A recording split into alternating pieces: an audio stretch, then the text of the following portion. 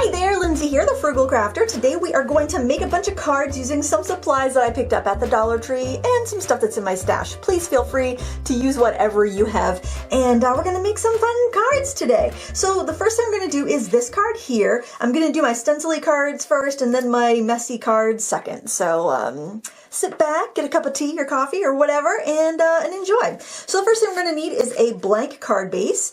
And I took the dies that I got at the Dollar Tree. I took this cloud and I cut it end to end here and made myself a stencil. Now, I did see a really great video the other day from Lisa over at Local King Rubber Stamp, and she shows you how to make your own cloud stencils using punches, circle punches, if you want. So I will link to her video if you want to see that.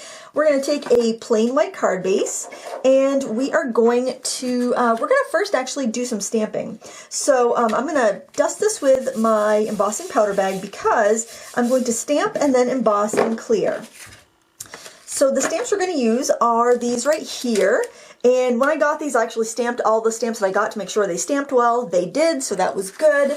I don't like to recommend things unless I've tried them myself. So I wanted to do that because, I know they're only $1, but you still, you don't want to waste your money.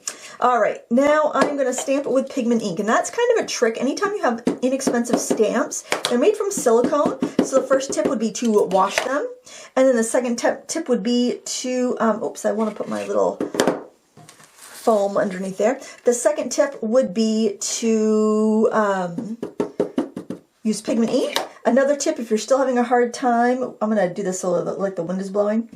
The other tip I would have would be to file them with an eraser or an emery board or something if you're still finding you're not getting a good impression.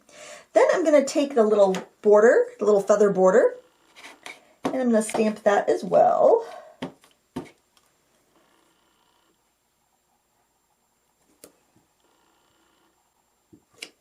I do make sure I give it plenty of pressure, but I try to give it a nice even pressure. Now I'm going to just move this right to the edge of my foam so I don't get ink on my foam, and then just kind of stamp that right like that.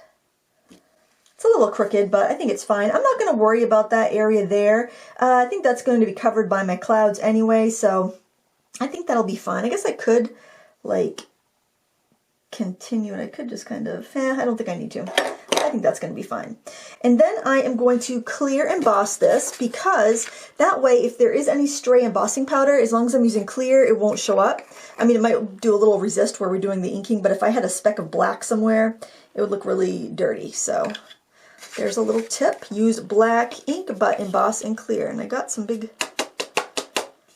big gob of powder there, but that looks good now. And I'm going to put the excess right away because I don't need that again. If you want, at this time, you could also emboss a sentiment. You got plenty of room right there for that if you want to. And I am just going to heat this up with my heat tool. And you'll get to see the magic. The magic as it unfolds.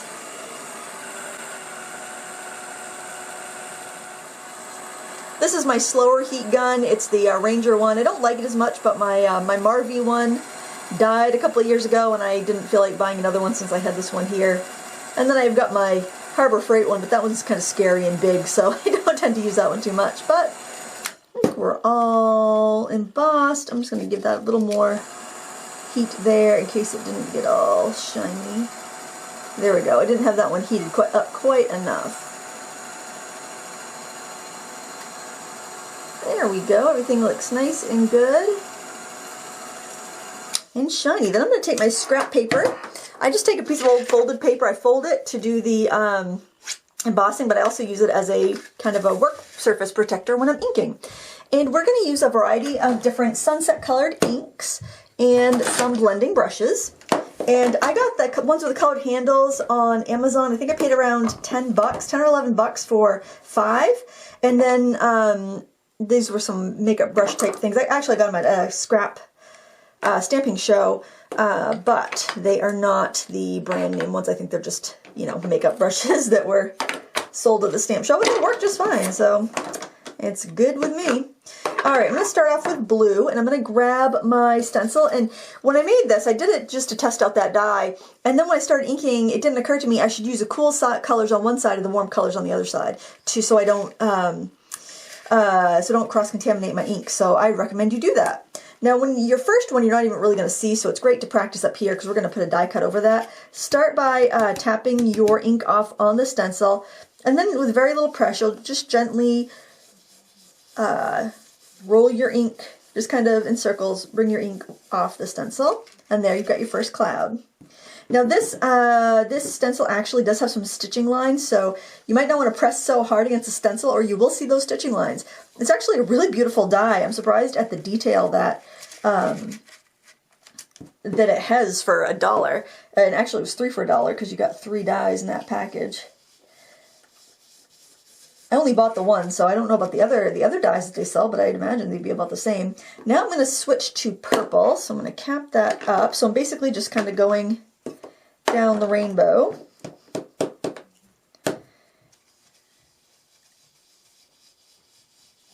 You could use any sort of blending tool you're used to that you like.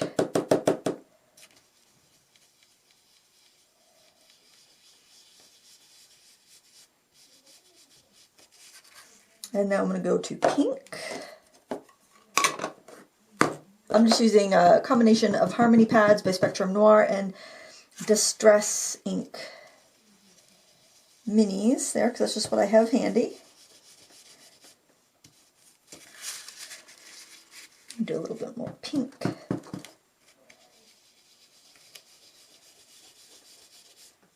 Oh, I should have wiped off my stencil. I'm getting a lot of purple in there, but that's all right. Now I'm going to go to orange. I'm going to move my stencil down. And I always kind of like grab the head of the brush like that because it's just easier to control. Oops. Make sure your stencil doesn't shift as you get down to the bottom. You don't have as much to hold on to. And it does want to move on you. And let's see, do I want another orange or I think I'll go yellow and then, no, I'll go another orange and then I'll just bring in yellow from the bottom, I think. Because I'm having a hard time holding that stencil in place. And then I'll just take the yellow right off the edge.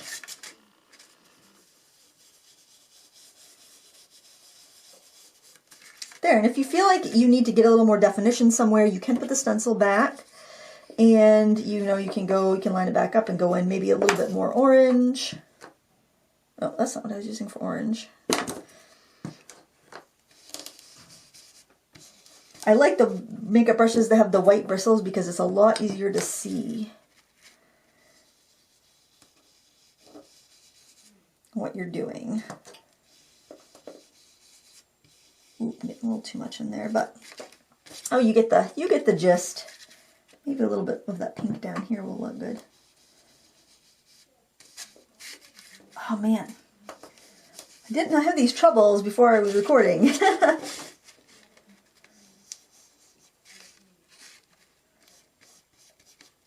we go. I think that looks fine. Then I want to put some glitter on here, and I also want to put a little bit of cloud across the top. Now I did cut another one of these borders, and I'm just going to figure out what I want. Got some stray glitter on there, trying not to get ink on my white clouds. Figure out where I want it. Well, I like that. I think that placement actually looks really good. It actually looks just about perfect the way it is. Wonderful. I'm going to use some thin foam tape. You might actually want the thicker stuff. When I was looking at it, I was kind of like, oh, I kind of wish I had the thicker stuff, like in a roll like that, but I didn't. Because I thought that would look pretty nice. Let's see if I can squeak in another layer. Can I put another layer in there? Oh, I think that I can. Just barely, actually. Okay, just, if your fingers are inky, you might want to wash them. I'm not going to worry about that so much, just because I don't want this video to take 5 years. It's amazing how long it takes me to come up with a card idea. I've been like puttering away with these supplies since I bought them on well, not quite on Thursday, I think Friday I started to play with these after I filmed my sat chat, because I didn't want to get them all gross looking before I actually showed them to you, because I'd be like, that looks used. You know, because when people want to see you unbox something or like haul something, they want it to look all precious and pristine and not. Sorry if I get my head in the way, guys. I'm just trying to line that up really well so I don't have to trim off the top. Oh, I think that's so cute. Okay, and then take your scissors and flip it over and cut from the back. I hope I have this going the right way. Do you ever do that? You make a card and it like is opening the wrong way. Oh, it opens the right way. That's a relief. It really is. Okay, so I'm going to use some glue and some glitter, and I'm a little glue challenged. I know I don't use the best glue for the job all the time. I have so many, but I struggle with glue. I don't know what it is, but I want something thin. I want something clear, and I want something strong. So I'm going to use a Beacon 3-in-1. I don't want it to lose glitter. I don't want it to shed. I still don't know if this is the best glue for it. This glue is very stringy, which is, it's nice and thick and it like holds stuff really well, but it is a little stringy, so I don't really like that, but it should hold this chunky glitter just fine. And I'm using this glitter from Arteza. It's got a really nice, it's got some nice like larger chunks to it that I like.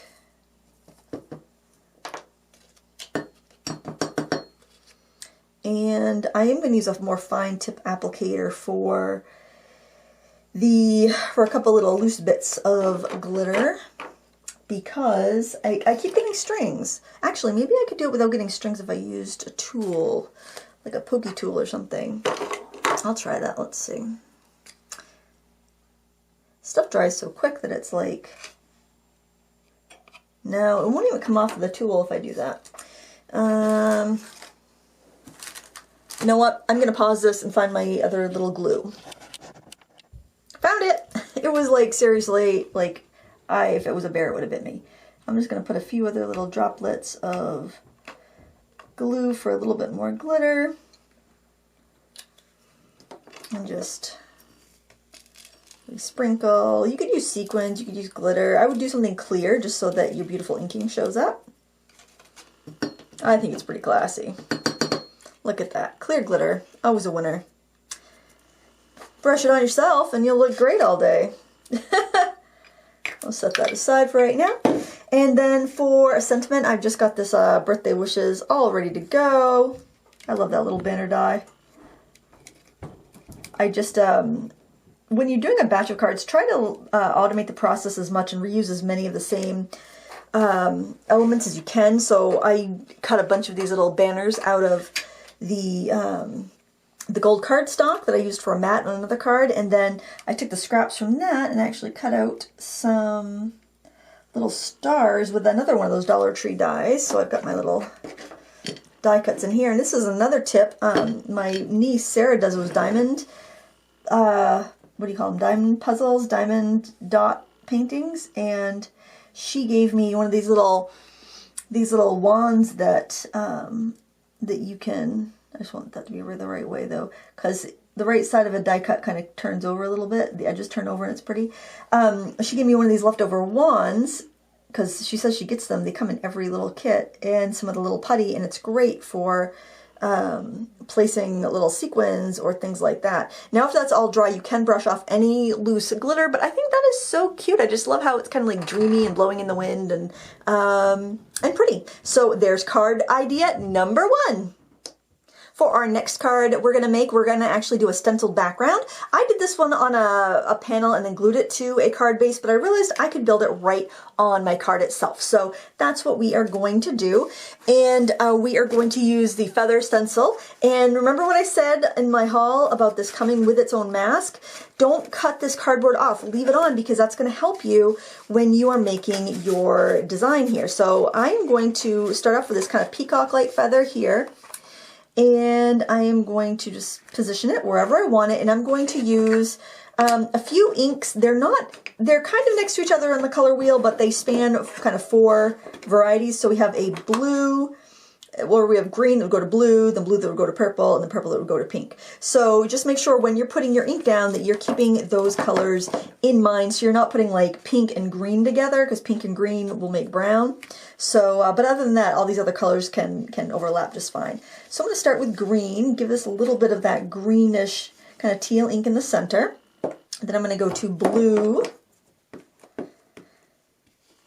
And see, I don't have to worry about my stencil because it's got that nice, it's got this mask that goes all the way around. So I would recommend that when you're all done doing your cards and working with these colors that you just kind of take a towel, like a damp towel, and just wipe off the plastic. Try not to get that wet itself. And then I'm going to go to well, I can do that one again while I've got all these colors out. I think I'll do one over here. So basically you just want to, since you're using ink isn't going to dry. So you do want to just wipe off your stencil with a nice damp cloth or something, and that really should be all you need to do. But for $1, I thought this was such a cute stencil, and even if I only made a few cards with it, it's still, you know, worth $1. And purple.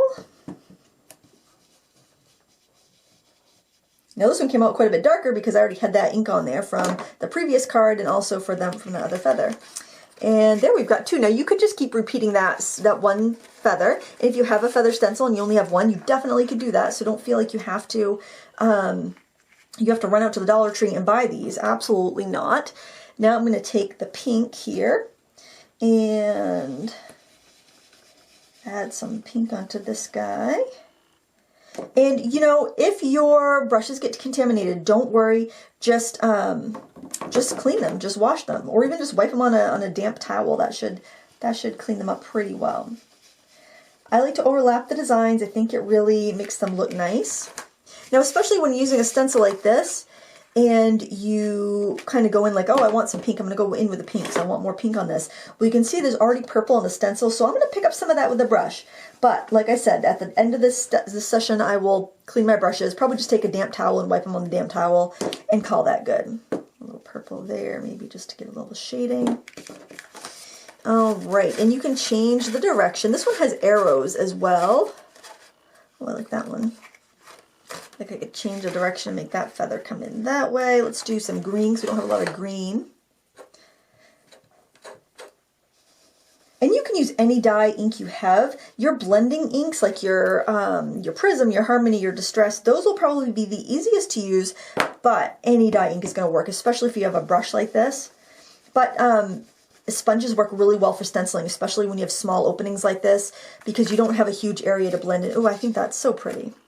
Let's do one just like overlapping right there. Now, if I'm going to overlap the purple, I'm going to say, I don't want to have a mess. So what I'm going to do, let's see, I'm going to wipe off that blue. I'm going to grab some green. And if I do green, I'm going to do that at the ends. Okay, I could also do pink over the whole thing. That would work. I'll do some blue kind of in the middle, because I know if I overlap that purple with the blue, it's going to look all right, because purple is part of, like, blue and purple. There is blue in purple. Does that make any sense? And then you can see if you want to fill in, like, with anything else. Now, some of the little arrows actually have feathers on the end, so I could do, like, a tiny little feather right there, just by not inking up the end of the arrow, just kind of going from there up. And I could do that with a pink. I'm just going to scoot that up just a little bit.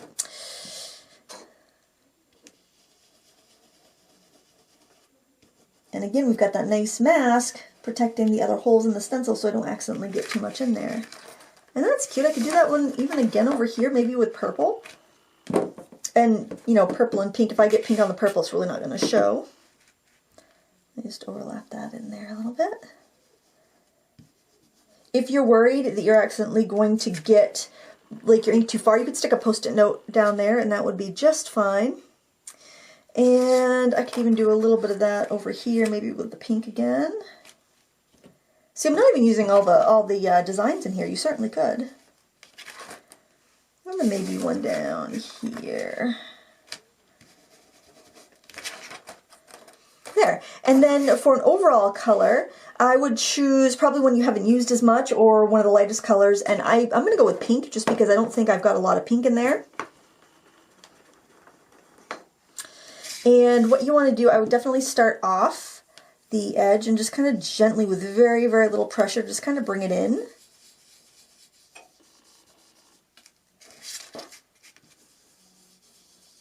And I like to do my inking on scrap paper because if you do it on a silicone mat, every time you turn it around, if you're doing a one-layer card, chances are it's like on silicone, that ink is going to stay wet. I mean, I'm not even getting crud on the bottom of this card, even though I keep using the same scrap paper, because the paper absorbs and dries a lot quicker on scrap paper, whereas on like a Teflon sheet, like your craft mat or a silicone mat, it's going to get, you know, it's going to stay wet on there and it's just going to be picked up onto your card. And then any place else you feel like you want a little bit more color, you can just gently go in. So there is our background for that card. Now, of course, we need to do our foreground, and that's going to require some inky goodness. So let me get this picked up and then we'll proceed with making our beautiful focal points with our beautiful rub-ons. Real quick, I want to show you what I was saying about cleaning your brushes. I mean, do you remember how gross this one was? I mean, look, I just sprayed water on this rag and I'm able to get most of the ink out. Definitely I can get any of the offending ink off of there. You could go wash them with soap and water, but I'm going to keep reusing that with, you know, reds and pinks, this one with purples. So I don't need to get it all out of there, but I just want to make sure that if I got, like, I can see some green on there, I want to get that green off. I simply just take a big spray bottle, spray down. This is actually an old sweatshirt. Nothing goes to waste, right? This is a sweatshirt I wore in a lot of videos. The sleeves got so disgusting. Oh my gosh, I had so much paint and grossness on that sweatshirt. So, I was going to throw it away, but I ended up throwing it in the wash. And I'm like, well, I've washed it. I can't just throw it away, so I cut it into rags. It was definitely not good enough to donate. I can see I just had blue showing up on there. But that's all you got to do to clean those. It's really easy. And they do not need to be pristine. In fact, I usually don't clean them, but if I know I got a cross-contamination on there, then that's when I clean them. Because I keep using the same colors, just like my sponges or my color dusters. Just try to keep them so they don't, you know, transfer the wrong color anywhere. But that's all. That's really all you have to do. So easy. You don't even have to leave your craft room to do it. So love that. All right, we're going to use these rub-ons, but I actually have a tip for you, and I filmed a YouTube short on this because I thought it was such a great idea. I was having a hard time transferring these rub-ons with a popsicle stick, and then I thought, oh no, what am I going to use so that I can transfer those delicate lines, because the thing kept moving and the little lines kept breaking on me. So I discovered I could use my Big Shot for this. So I'm going to show you exactly how to do that. Now the paper I'm going to use is actually this Arteza watercolor paper, and I don't really care for this paper that much, except for the fact that I really like the back side of it for inking. The back side of it just handles like brush markers and inks and stuff really well. So so that's what I use that paper for. And I also have an extra piece of paper because if you see how scratched up and old my plates are, they're going to leave a texture on my paper if I don't do that. So I'm just going to put my paper down. Now you can trim your paper if you want to into small squares, but I'm just going to transfer a couple of these right onto that paper. And don't worry, because you can use any leftover paper that you have for other things. So what you want to do with these rub-ons is you want to cut out the rub-on that you want. Now, I think that somebody told me that there was like 19 different designs of these that they found at their Dollar Tree. So I saw maybe like 6 at mine, but I only bought one package because I didn't know the quality of these, if they would be any good. So you cut off the, you cut out the shape and then you peel off the backing. If you don't peel off the backing, you're just going to transfer it onto the backing and it's not really going to work. So you set that on your paper. And then let's do... maybe I'll do those two as like one, because that's pretty. And then I'll just I could just put these aside for later. Or I mean, if you want, well, I could do one in the middle there. Well, you know, I think I'll probably group those together and do, you know what, why not? Let's just finish up this package, because I don't think rub-on transfers are something you want to hang on to for too long, because I think that they do have a shelf life, and I have had rub-ons go bad in the past. So let's just use these all up. Now I just apologize for this awful sound of the water pump in the other room. Alright, we'll put that there. I think these little clusters can be real pretty together too. So make sure you get those, take those backings off. Let's, Oh no, that one's already starting to come off. Oh. It's starting to come off on me. I haven't had that happen before. Alright, I think that'll be alright. Okay, so then you're going to put your paper buffer there that's going to keep from getting like die cut marks on there on top. Try not to shift your designs if you have them in there really particular. And then put your other plate on top, and it's going to be the pressure from the die cutter that transfers those rub-ons. Now, if you have a large rub-on design, you might need to turn the rub-on and run it back through again, but I haven't had a problem with these doing them in one go, so hopefully that will be the case, and they will all stick really well. That one did. It looks like, oh, you know what? I forgot to take the, did I forget to take the backing? I had it upside down. Oh no, I put that one on upside down and it transferred onto my other, it transferred onto my scrap paper. Well, that's all right, that's fine. So there you can see that we've got these all transferred down. Now see right there, I can see some pieces lifting up. So what I'm gonna do is I'm gonna run that back through again with some paper on it just to make sure that gets pressed down onto the paper. Now if your rub-on does skip, you can take a gold gel pen and you can just kind of fill in the missing area. I didn't have a really great match of a gold gel pen, but I did that on one of mine and it worked just fine. So there, any of those parts that were lifting up are now sealed down to the paper. So now I'm going to show you how we're going to get some really fun looks here. And we're going to use some ink, but you can also use watercolors, it's up to you. I'm going to zoom in because now we've got that awful huge machine out of the way. We don't need to have that there. And you're also going to want some paper. Oh, and I got to cap up my glue. Yikes. This is why I have a problem with glue, I think. I'm just a bad glue, I'm a bad glue user. You can pre-wet your paper if you want to. That might be a little bit easier when you're working with markers because they do want to stain the paper pretty quickly. And I'm just going to use these different, oh, I'm going to shake these up a little bit. These are Jane Davenport Mermaid markers. They're the ones with the iridescence. This one has some, doesn't want to mix up, but I don't want to shake it too much because it does, like the ink does kind of make a mess. Oh, you can hear the little bead moving in there. I'm actually going to spray the back side of this paper so it will flatten out. A little tip for you there.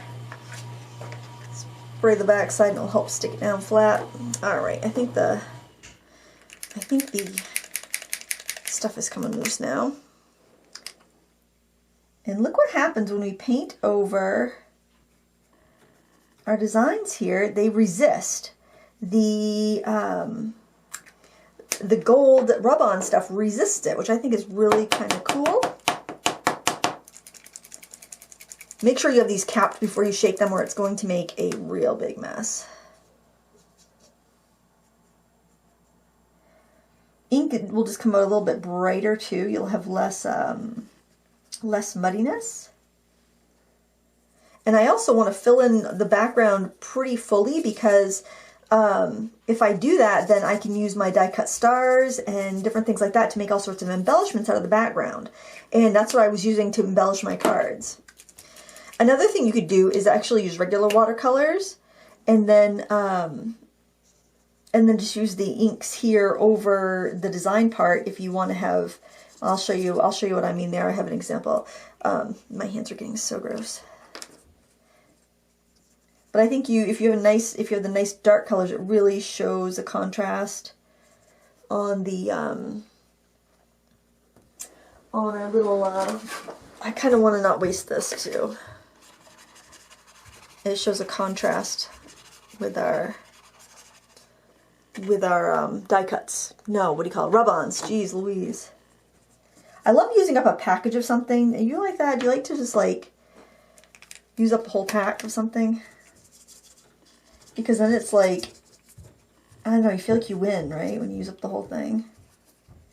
Now you're probably thinking, oh my god, Lindsay, this is pretty sketchy looking.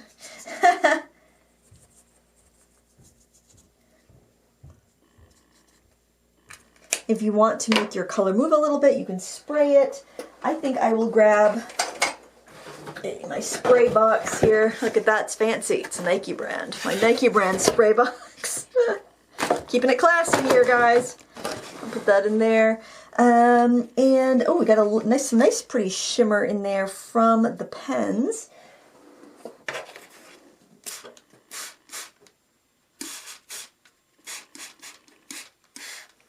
And I can let that kind of drip around. I know it looks really dark right now, but it will, it'll mellow out. And then another thing I like to do is actually spatter on some metallic watercolor.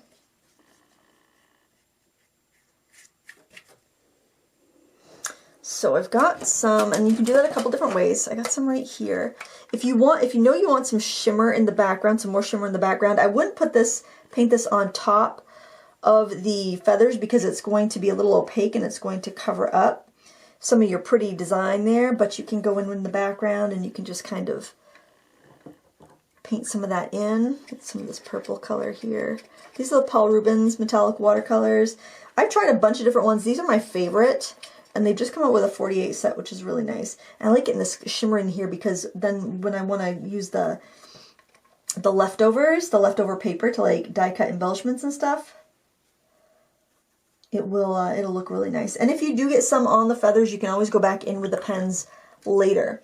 Now another thing I like to do is take a toothbrush and spatter on some more texture, but I might have to go, yes, I left my toothbrush upstairs. I need to, and it's, you know, it's my craft toothbrush. I had taken it upstairs to rinse it off. I'm gonna go grab that and I'll be right back so we can do that. All right, I'm back. I've got my craft toothbrush here. And I'm going to spatter on some, let's see, I think gold would be really pretty since we already have so much gold there. So I just really get into those pans. These watercolors last so long, I would not worry about using them up or wasting them. Now, if you want a really crisp kind of celestial effect, you can let it dry first. You can do a layer and then let it dry and come back and do more. It's completely up to you. There's really no wrong way to do it. I would suggest you have fun, you experiment, and you learn what your products do. I think a lot of times we're like, oh, we don't want to waste it, we want to save it for something special, but I don't think you realize how slow wearing some of your supplies really are. And you can really, you know, you can really play a lot with these products without even making a dent. I've been using this set for a couple of years, using it a lot. And I mean, the pans are almost completely full. So, there's my public service announcement. So I can tell by the color on my monitors that this is like looking way more purple than it is. So what I'm going to try to do, let me blot up a little bit of that excess ink in the background. Now you can even save your paper towels if you do this, and you can, you could dye other things with it. You could blot this up with other papers and what have you. But I just want to bring that up. Hopefully that'll, maybe if I get this brown box out of the way, it'll give us a better look. So we'll let that dry. It will lighten up when we let it dry. And I'm just going to set that in the lid of the box because something else you probably want to do while you're at it is to spatter some paper. If you want to have a nice metallic finished paper, you can do that. I'm just trying to find a, well, you know what, I can, oh, here's one. Let's take this one here. Darker papers generally will give you more of a metallic look, but just because you get that contrast with the darker colors.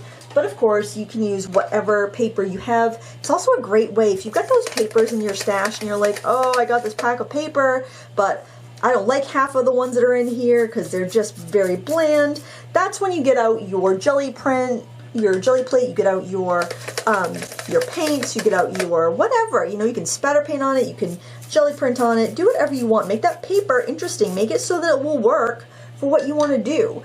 Because you've bought and paid for it. It's yours. You have it in your stash. You might as well use it. And then I would just do a bunch of whatever you have to do that needs to, you know, sit and dry. Do that usually the last thing of the day so it can sit and dry overnight, and then you can work on it in the morning.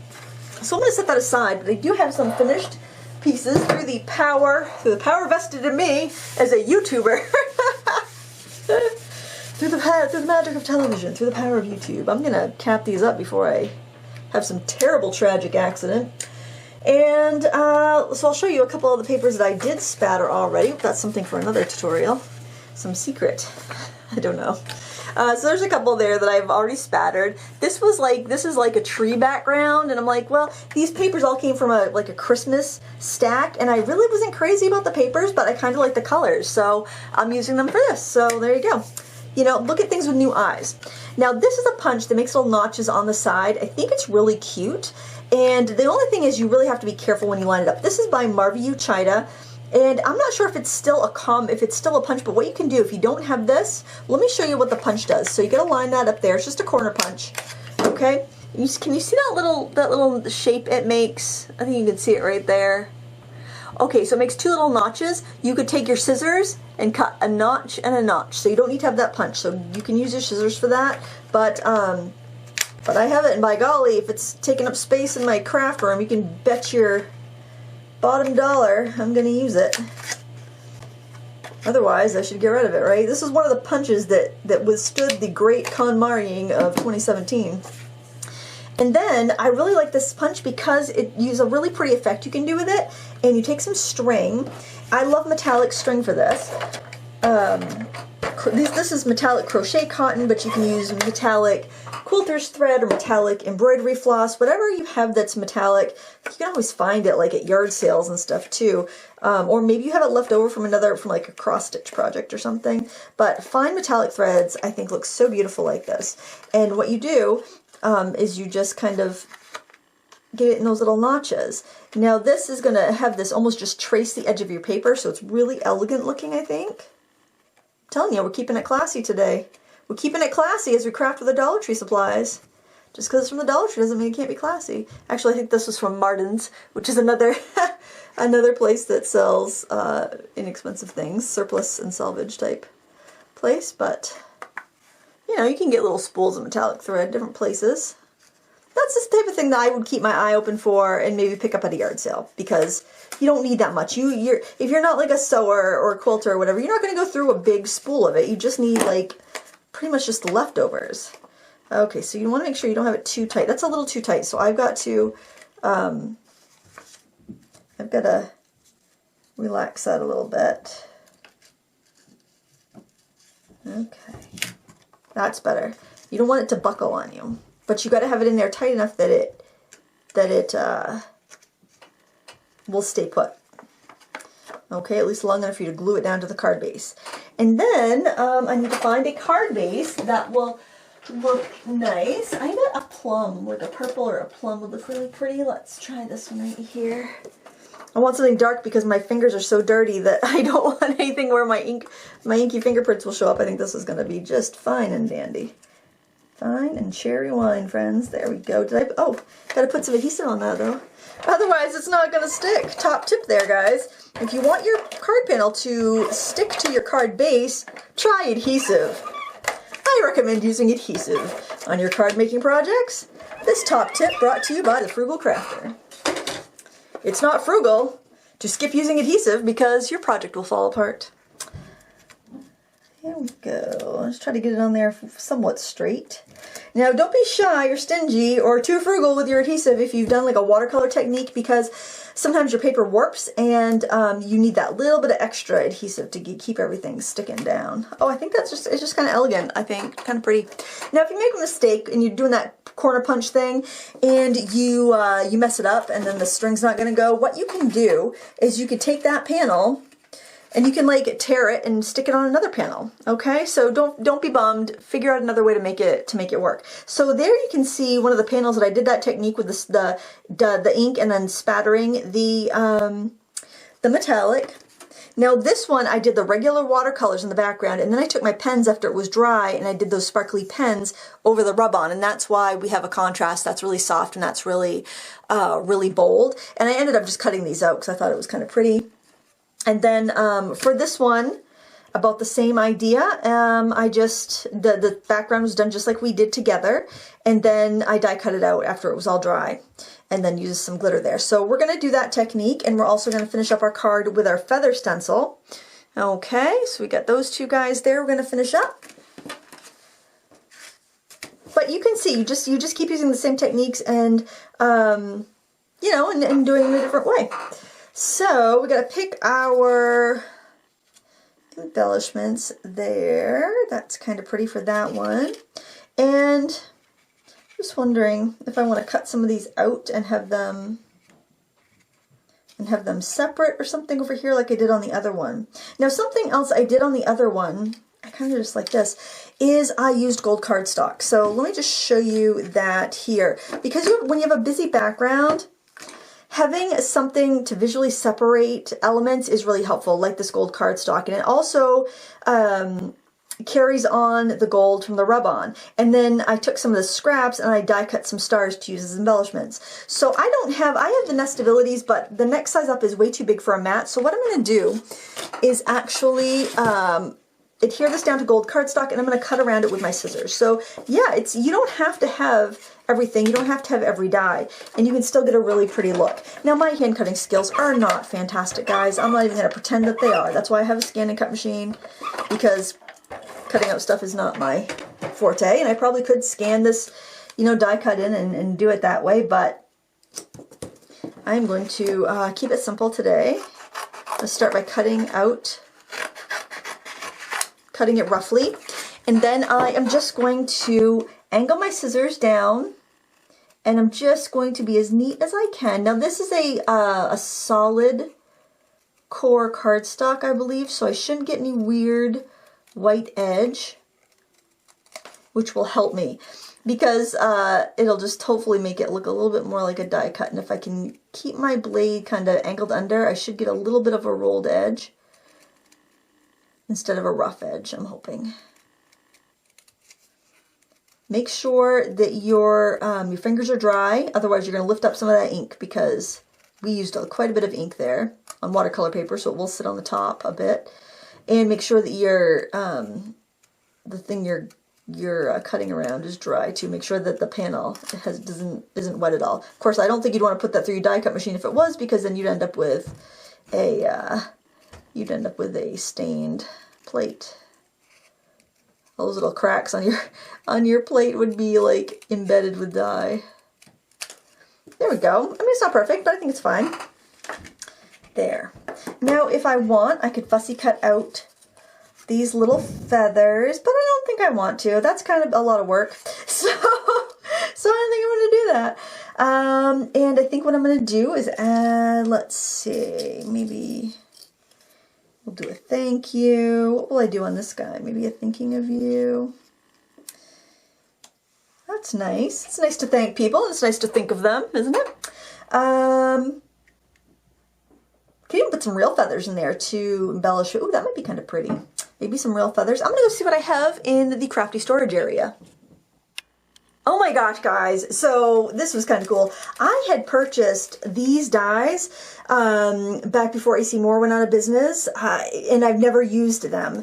And this one here, the Dreamcatcher stuff, I'm like, look at that, that's perfect. I'm going to use that. That'll work out just perfectly. And luckily, I don't know why I thought to look at my dies, but I have a bunch of different feather dies I can use if I want to for some more of these cards. So so I thought that was just kind of exciting. I never did actually go and look for real feathers. So that is going to work out. I could tuck that kind of back there. I can throw on these feathers somehow, and maybe even like that. Oh, that's kind of pretty. That's chic, guys. So keeping it classy today, guys. So classy, so classy. All right, so we're gonna glue this stuff down on this one. And, oh, that awful glue. You know what? I'm actually gonna use this. This is also from the Dollar Tree. I like this glue because it's got a fine tip applicator. Yeah, and honestly, I like any glue that's got a fine tip applicator, but I usually clog them up, but this one's not so fine that it gets clogged up. I had one that I really liked from Stampin' Up, but I just could never get that pin. It had a really fine tip applicator, and you had to get this pin, like when you put the cap on, the pin had to fit perfectly back, which was fine at the beginning, but then I don't know what happened, and I couldn't get that pin back in, and it like bent. And it just was never the same. And then it just like the cap glued onto it, and that was the end of that. I am just glue challenged. So I'm probably better off sticking to Dollar Tree disposable little glue things. I actually did fill this up once with matte Mod Podge But it was very difficult to refill, so I don't know. At least none of it goes to waste when I get the little 3-pack of Dollar Tree Elmer's glues, because I use every bit up. So, you know, at least I'm not like wasting half a bottle of glue because I can't get the cap off. Now, a tip that I have when I've got things like this to glue is I take a clear stamp block and I lay it on top. And the glue doesn't stick to the stamp block, so it works really well. Now for this, I think I'm going to use, and for this I'm going to use my foam squares, but I'm going to let that, I'm going to get a bigger block. We're going to need a bigger block. I'm going to get a bigger block and let that dry before I glue these pieces down. And then for this guy, we're going to do that glitter technique where we like put a crap ton of glitter under a popped up image. I think it's so pretty. I don't know if anybody else does, but I think it's just gorgeous. We're going to grab our, I got my foam squares wet somehow in the watercolor portion of today's card making extravaganza. Let's load that up. Yes, still using those wonderful. Oh, you know what? I do want to leave a little bit more of a gap. So I'm going to leave a little bit of a ridge between where I put my foam squares. I'm having a difficult time today, guys. It was nice out today, though. It was like 32 degrees when I went out to walk the dog. That's Fahrenheit. I'm in Maine. 32 degrees, I think, is warm some places. I don't know. I don't know my Celsius. Centigrade? Centigrade or Celsius? I don't know. But anyway, it was nice out. I actually had to take my gloves off before I got home. I was warm. That usually does not happen. It was tough walking in the woods. It's still like very thick, sticky snow. But it wasn't frigid, so I love that. Okay, so I'm going to put that down. Then I am going to, you know what? I think I'm going to use this. I was going to use my Beacon 3-in-1, but I'm having such a hard time. No, I'm going to use that just because I know it's going to work, and I don't think this will bother the paint underneath. Get the boogers off the cap, shake it down, and oh my gosh. This stuff is actually really good for embellishments because it does marry really well with thicker and heavier things. It's kind of like it's like hot glue, but it's not hot glue. It's from a bottle. This, if you have an Ocean State job lot in your area, you can get this for like $2.50 a bottle. Other than that, I think it's more expensive. I think it's like more like $4 or $5. So, little tip for you. I don't know why. They must have some sort of deal with that company. I do like Beacon adhesives, but I have a hard time with adhesives. Okay, I'm going to do clear glitter this time because I'm curious as to how that will look. Plus, I already have it out. And I don't want to clean my glitter tray. I'm going to pour it this way so it will all fall back in. And then I can get the rest of it. Oh, great. Got some on my... I like this little tray. It came from my garage. I don't know where it came from originally. Look in your garage. You might have one. But I like it because it's got corners, so it's easy to pour glitter back in, and it's glass, so the glitter doesn't like cling to it forever and a day. Now, I'm just going to push that. I hope I was in frame. Oh my gosh. Try to push that loose glitter in. Oh, that's kind of elegant. Because it's clear glitter is elegant, I think. I don't know. It's not tacky. These are not tacky cards. Actually, this glitter would have been really pretty too. Oh, now I regret. Now I have regrets, guys. I should have used this glitter. Maybe I can add some of that glitter. I don't know. Yes, I'm going to add some of that glitter. Shoot. If I hadn't already put that down there, I could do... Oh, you know what? I'll do that glitter, but I will do... Let me pour this back in there before I make a mess.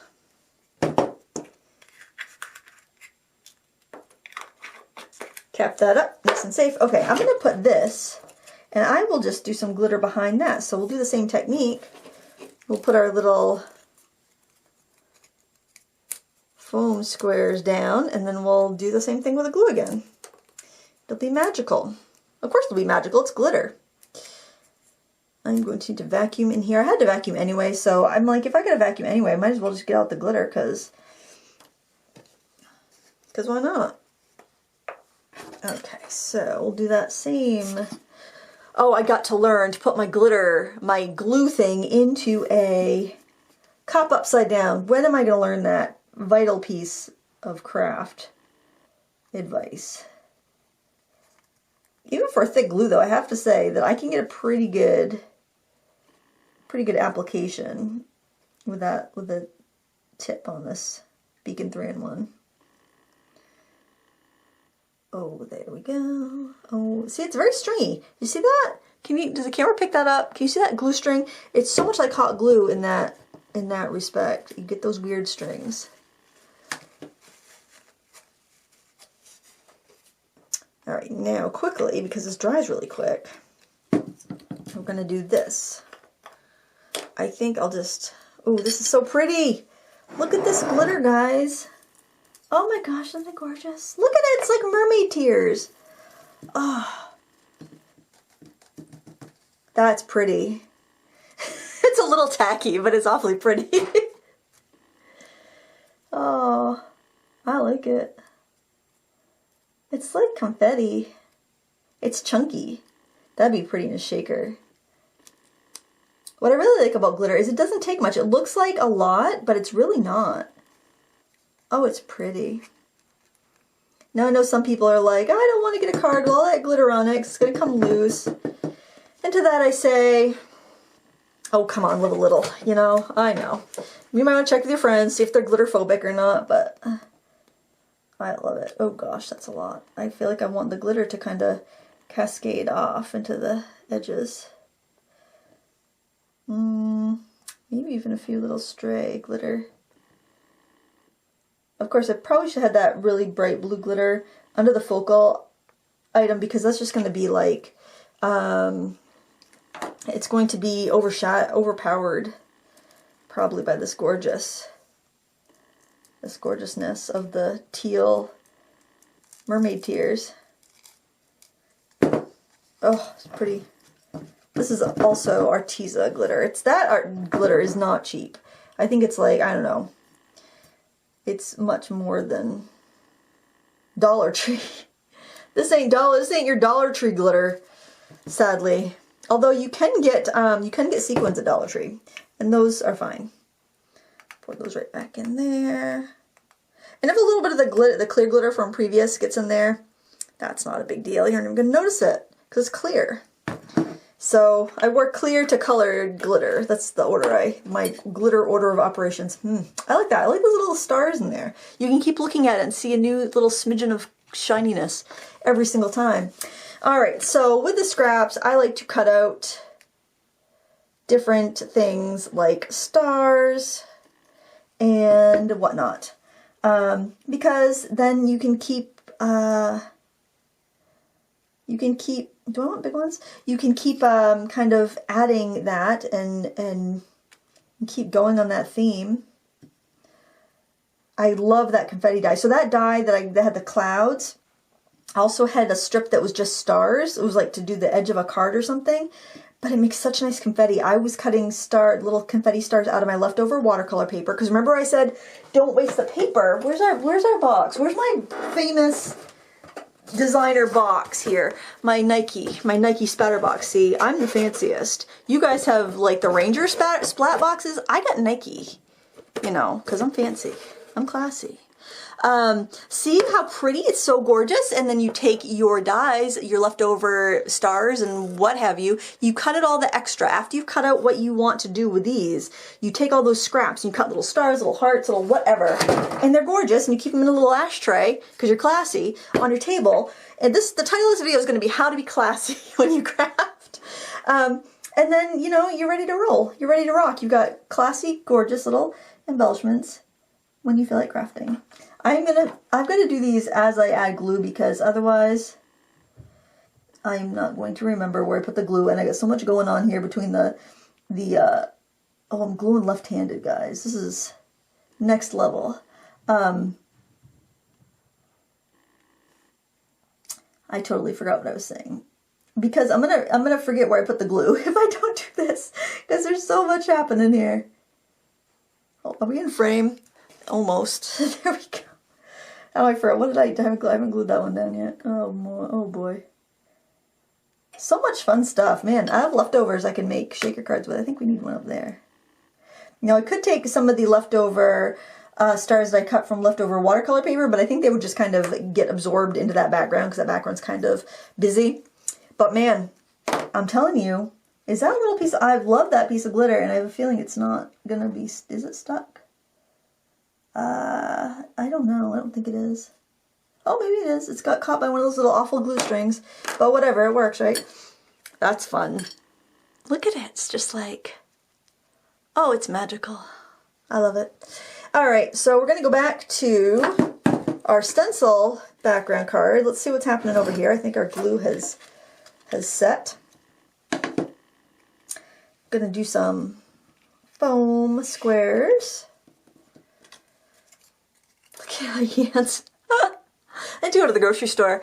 They'll be like, what is going on, lady? I'll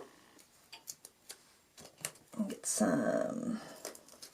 Oh, you know what? I'm not going to make you sit through that. I'm going to pause this and come back after I've got all these squares on. All right. We got our glue squares on. We got our adhesive backings removed. And let's see, where do we want to put this stuff? Let's stick that right there. Oh, maybe just a smidgen higher, just so we're, oh, I like that. Not smack dab in the middle. Let's put a thank you right here. I like that. Oh yeah, I like that. Overlaps a little bit. What else you want? What else does this need? You know, I really don't think this one needs anything else. I think adding more would be less. So I'm going to leave that one just the way it is. I think it's really cute. So what I'm going to do after this video gets edited and uploaded, thank you, Jason, my husband, who does the editing. I am going to try to make a supply list. However, the thing is, a lot of the things I have here are not, are older. Like the dyes here that I've used. The AC Moore's no longer in business. I might be able to find that. That might be one of those generic dyes, because if it was sold by AC Moore through like the Love Nicole line, that's probably also made by Doris, and so I could probably find that on Amazon. You know, I'm going to do my best to link up the things that I used. If I can't find them, I don't want you to fret. I want you to look into your stash. I want you to look into those drawers of craft supplies that you've forgotten about. I want you to look at those things that you had to have and then never used. And I want you to find a way to make it happen. Find a way to make it work. And you don't have metallic watercolors? Okay, get metallic acrylics. Get fabric paint. Get whatever you have that will create a similar effect. It doesn't have to be the same. These are cards. They're going to be mailed in the mail. They're going to be enjoyed, and then, you know, they don't need to last a million years. So don't put this pressure on yourself that every card you make has to look like, you know, what some like famous YouTuber has done, or was something you've seen on TV. I don't know, is there card making shows on TV anymore? Were there ever? I have no idea. But, you know, use what you have fun. Like I said, a lot of stuff I got from the Dollar Tree, those dies, the stamps there, use the glitters, the sequins you have fun. You want this to look like you, right? You want it to look like something you've made. You don't want it to look like a carbon copy that somebody else has made. So embrace it, embrace your supplies, and have fun. And as always, happy crafting. Please leave a thumbs up before you go. Please leave an inky thumbs up before you go. That really helps my channel. If you have a friend that would enjoy these videos, please send them my way. I'd love to have anyone around that wants to craft and have fun. And until next time, again, happy crafting. Bye.